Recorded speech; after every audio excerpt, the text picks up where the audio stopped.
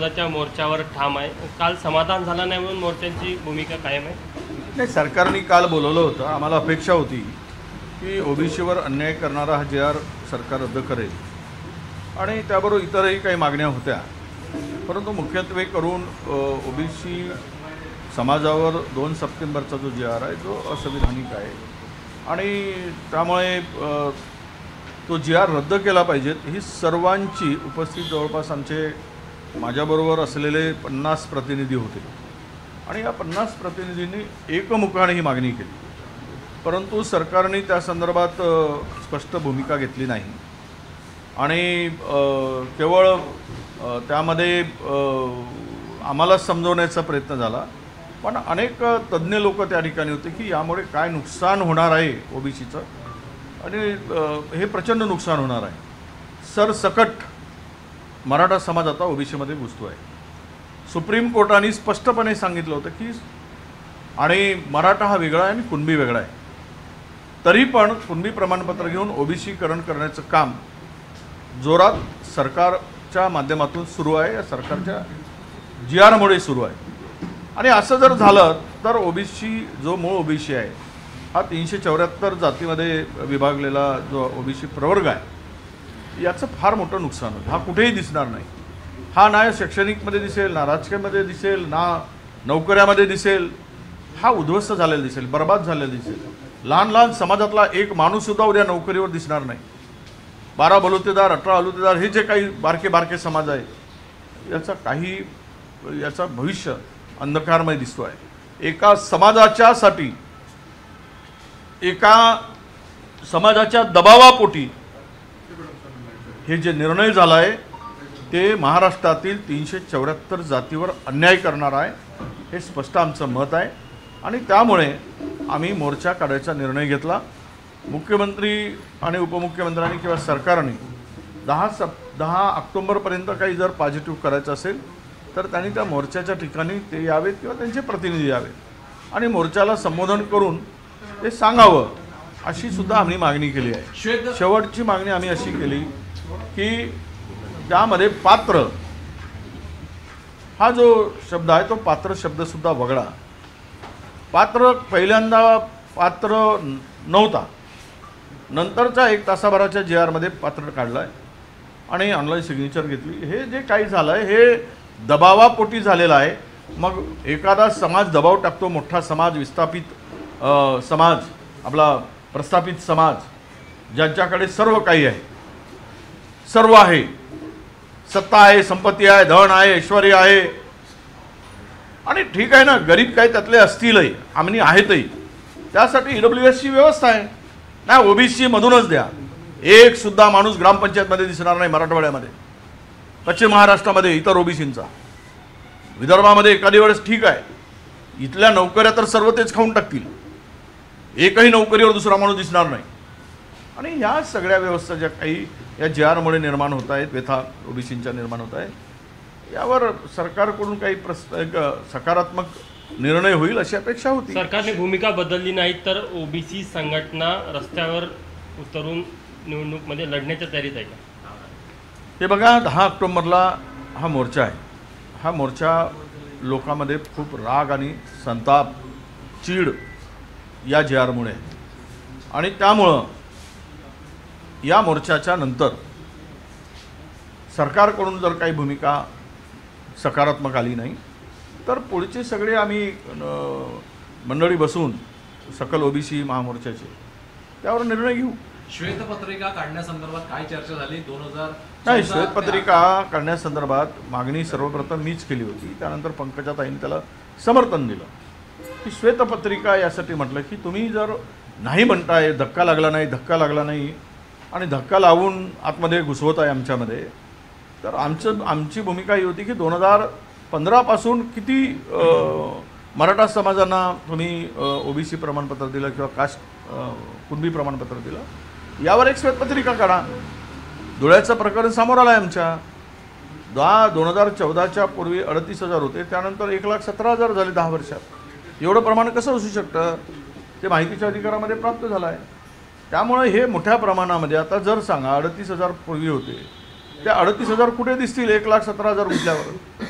म्हणजे संपला की विषय, उद्ध्वस्त झाला की कोण शिल्लक राहील? म्हणजे एकाच समाजाला सर्व काही पाहिजेत, EWS मधून पाहिजेत, OBC मधून पाहिजेत, आणि SCBC मधून पाहिजेत, त्यांना सारथीमधूनही फायदा पाहिजेत, आणि महाज्योतीमधूनही फायदा पाहिजेत. म्हणजे करायचं काय? बाकीच्यांनी जगायचं की नाही? जरांगे पाटलांना सांगून टाका 374 जातीच्या लोकांना तुझ्या ताकदीच्या भरोशावर टाक म्हणा सगळ्यांना. आता 12 लोकांनी केलेत OBCच्या. ती जी दादागिरी, ती जे काही सत्ता आणि जनतेच्या मराठा समाजाच्या ताकदीच्या भरोशावर समाज मोठा म्हणून जर आम्हाला धमकवत असेल तर घाल म्हणा, घे बंदूक, ताकद आहे ना, तलवारी घ्या आमच्या, म्हणजे समाधान होईल त्याला. हो, आकडा किती वाटतं तुम्हाला आतापर्यंत? म्हणजे हा GR आल्यानंतर किती लोकांना, मराठा समाजाच्या किती लाख, हजार, किती लोकांना प्रमाणपत्र मिळू शकेल? हे बघा, शिंदे समितीने बोगस हे करून 58 लाख नोंदी, त्यामध्ये 58 लाख कुणबी नोंदी नाहीत. त्यामध्ये काल माहिती दिली ब्राह्मणही कुणबी आहे, जैनही कुणबी आहे, सोनारही कुणबी आहे, जो शेती करतो निजामाच्या काळात तो कुणबी. त्यावरून 58 लाख नोंदी काढल्या. आणि इथे जो हा GR काढला गेला, हा GRची कापी आणा जरा, मी सांगतो काय गंमत चालली आहे सरकारची. म्हणजे हे सगळं सिद्ध करत असताना त्या खालच्या 3 कर्मचाऱ्यांच्याकडे जबाबदारी दिली. त्यांनी शोधायचं, त्याला काय करणार? त्यांनी प्रमाणपत्र द्यायचं, तलाठ्यांनी द्यायचं, ग्रामसेवकांनी द्यायचा, आणि यांनी अहवाल द्यायचा आणि प्रतिज्ञापत्र द्यायचं. अरे हे तर नाटकच आहे. हा सगळा फसवण्याचा प्रकार आहे. आणि त्यातल्या त्यात नातेवाईक, कुळ, आणि कोणी म्हणजे एखाद्याने जर त्यांच्या नातेवाईकांनी प्रमाणपत्र दिलं की मी, माझे हे नातेवाईक कुणबी आहेत, त्यालाही देऊन टाका. हा GR जो काढलाय हा इतका वाईट आहे. काय स्थानिक चौकशी अहवाल, यामध्ये अर्जदार पूर्वजाचा वास्तवाचा तपशीलबाबत खालीलपैकी कागदपत्रे जोडले आहेत काय? कुठला एक चालतो? शाळाचा दाखला, नोंदणीकृत दस्त, वीज बिल, ग्रामपंचायत दाखले आणि महसूल ग्रामपंचायत दाखला त्यांनी द्यायचा, ग्रामसेवकांनी महसुली दस्त यांनी द्यायचा. आणि शेवट याच्यात न्यायमूर्ती संदीप शिंदे ठर समितीने ठरवून दिलेले दस्त. आता ते बोगसच आहे, ठराव त्यांच्यासाठीच केलेली ही समिती आहे. मराठा ही संदीप शिंदे निवृत्त हे शिंदे मराठाच होते, कोणाच्या बाजूने देतील? आणि त्यानंतर कुणबी मराठा, कुणबी मराठा जात प्रमाणपत्र काढण्यासाठी चौकशीसाठी जोडलेली सर्वसाधारण कागदपत्रे. काय म्हटलं आहे? अर्जदाराच्या कुटुंबात, नातेवाईकात मराठा, कुणबी मराठा मिळालेल्या सर्वांमध्ये एक जर कोणीतरी काढला असेल, म्हणजे उदाहरणार्थ आमच्याकडच्या एखाद्या पोरीनं लग्न तिकडे पुण्यात झालं असेल मराठा समाजाच्या मुलाशी, आणि ह्या प्रमाणपत्राच्या पोरीचं जर कास्ट कुणबी आहे तर त्याचा संपूर्ण गोतावळा सर्व हे कुणबी होती. हा त्याचा अर्थ आहे. अर्जदारांचे यांचे वडील, आजोबा, सख्खे भाऊ, सख्खी बहीण, काका, काकी, आत्या शाळा सोडल्याचा दाखला, वैधता प्रमाणपत्राची साक्षांतर. आता सांगा मला, विवाहित स्त्रीसाठी स्वतःचा शालेय दाखला, हे या वंशावळाचा प्रमाणपत्र पाहिजे. आता वंशावळ म्हणजे काय? हे खरं म्हणजे प्रमाणपत्र, कास्ट सर्टिफिकेट हे पितृपक्षाकडून येतं. हे वंशावळ पाहिजेत पुरीच, जेवढी वंशावळ आहे त्यांची. आणि गंमत काय वाटतंय, अर्जदार यांची सामाजिक पार्श्वभूमी कशी तपासायची बघा. त्यांच्या कुळातील, आता कुळ केवढा भारी असते, माझा कुळ एवढा मोठा भारी आहे की कितीतरी तो विस्तीर्ण पसरलेला आहे. त्या कुळातील व्यक्तींना कुणबी प्रमाणपत्र मिळाले आहेत काय असेल तर तो, म्हणजे हे कसं सांगायचं, त्याची सामाजिक पार्श्वभूमी कशी शोधायची. नातेवाईकांनी प्रमाणपत्र दिले आहे काय, तरी पात्र त्याचा कुठलाही नातेवाईकाचं डेफिनेशन नाही. जातीबद्दल पुरावा नसल्यास त्याबाबत प्रतिज्ञापत्र दिले आहे काय ते पण लिहून टाकलं आहे. कुणबी किंवा संबंधित सण उत्सव, उदाहरणार्थ बैलपोळा वगैरे साजरे होतात का? ज्याच्याकडे बैल त्याचा पोळा साजरा होतो, तेही धरून टाकलं. त्याच्याही पलीकडे पूर्वजाचा पेहराव, धोतर, फटका, लुगडा, साडी, आपला लुगडं, चोळी अशा प्रकारचा होता काय? आता काय आमचे आजोबा काय फुलपॅनमध्ये जीन्समध्ये फिरत होते? पूर्वज सगळ्यांचे धोतरच घालत होते, सगळ्यांचे फटकाच बांधत होते, सगळ्यांची आजी त्या काळामध्ये पूर्वज लुगडंच घालत होती. हा असा बेशरमकीचा GR काढला गेला. याच्यातून पुढचं पुन्हा सांगतो, अर्जदाराच्या कुटुंबातील व्यक्तीचे कुणबी प्रमाणपत्र प्राप्त असलेल्या कुटुंबातील रोटी बेटी व्यवहार झाला काय? आता इकडचा जर कुणब्यानी एखाद्या मराठाले पोरगी तिकडे दिली आमच्या विदर्भातल्या, तर पुरा मराठाकडून त्याच्याजवळचा रोटी बेटी व्यवहार झाला म्हणून कुणबी करून टाकला. हे असं जेहार काढून मराठा समाजाच्या एका दबावापोटी, त्या जरांगेच्या दबावापोटी आम्हाला उद्ध्वस्त करायला सरकार निघालं आहे.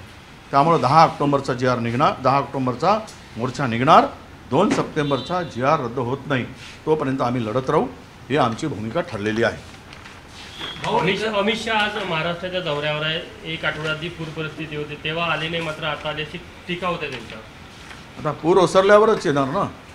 पुरामध्ये येऊन लोक घेरले असते. आता पूर नाही, आता आले तर आलेत, स्वागत आहे, काहीतरी देऊन जा, निवड तोंड बघून जाऊ नका. नाही तर आले आणि गेले हात हलवून, अशी परिस्थिती होता कामा नये. महाराष्ट्रात जर मुख्यमंत्री अमित शहा येत आहेत, मला वाटतं की उद्या 8 तारखेला पंतप्रधान येत आहेत. महाराष्ट्राला संकटात सापडलेल्या महाराष्ट्राला भरभरून देऊन जा. किमान 50,000 रुपये हेक्टरी शेतकऱ्याला मदत करून जा. नाहीतर आलेत विमानतळाचं उद्घाटन करून जाल आणि कुठेतरी भेट देऊन जाल, कुठल्या आमदाराच्या कार्यक्रमाचं उद्घाटन कारखान्याचं करून जाल. त्यामुळे शेतकऱ्यांना यातून दिलासा मिळणार नाही. शेतकऱ्याच्या संकटामध्ये सरकार म्हणून उभं राहण्याचं दायित्व हे निभावायला पाहिजे आणि ती अपेक्षा आमची आहे त्यांच्या.